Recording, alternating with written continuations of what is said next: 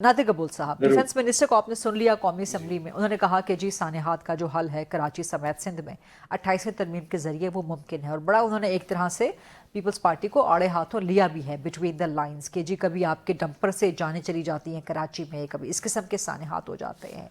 So does that mean कि ground is being built for 28वें तरमीम? सबसे पहले तो बहुत अफसोस की बात है कि कितनी बड़ी ट्रेजेडी हुई है और उसको पोलिटिसाइज़ किया जा रहा है और अपने पॉलिटिकल अज़ाइम के लिए इस्तेमाल करने की कोशिश की जा रही है.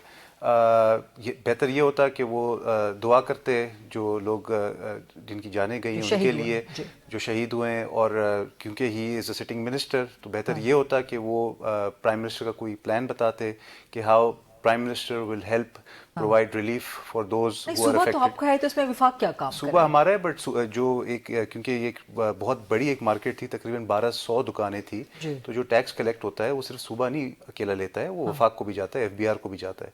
ठीक है, तो वफाक की भी कुछ जिम्मेदारियां होती हैं और ये Pakistani at the end of the day.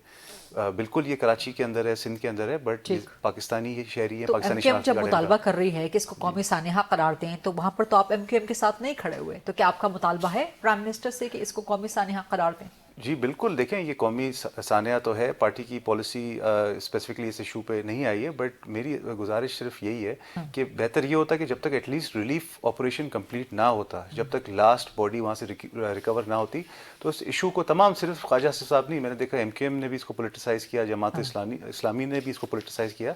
अभी तो लोगों के सामने से तो पर्दाफाश हो गया है. अगर आप सोशल मीडिया पे अगर वो हाईलाइट कर रहे हैं कि इस मसले पे प्रॉब्लम्स क्या थे, तो ये सियासत चमकाना तो ना हुआ ना. ख्वाजा आसिफ जब ये बात कर रहे हैं कि कभी डंपर से जानी जाती हैं, कभी इस किस्म के सानेहात से, अभी 4-5 महीने पहले भी कराची में किसी बिल्डिंग में आग लगी हुई थी, उससे कुछ अर्सा पहले भी बिल्डिंग में आग थी, तो ये तवातुर से हो रहे हैं ना इस किस्म के इश्यूज. देखिए प्रॉब्लम ये नहीं थी कि हमारे पास फायर टेंडर्स नहीं थे या हमारे पास अमला नहीं था. प्रॉब्लम थी कि उस बिल्डिंग के अंदर इलीगल इंक्रोचमेंट की गई थी. जो सर वो भी आपकी हुकूमत की जिम्मेदारी है ना. बिल्कुल at the end of the day हमारे हुकूमत की जिम्मेदारी है, जिसकी वजह से जो सिंध के चीफ मिनिस्टर उन्होंने एक इंक्वायरी कमेटी, जिसमें ना सिर्फ जो कमिश्नर है कराची की वो उसको हेड करें, बल्कि ताजिर जो एसोसिएशंस के जो सरबराहान हैं वो भी होंगे, जो बिल्डिंग की निज़ामिया है वो भी होंगे, फायर एक्सपर्ट्स भी होंगे, and we will get to the bottom of this. That commissioner should be sacked first. Which commission are you talking about, Advocate Faisal Sahab? Commissioner Karachi. Commissioner Karachi. Instead of heading ठीक है, सिर्फ commissioner Karachi के इस्तीफे का मुतालबा कर रहे हैं, not mayor, not chief minister.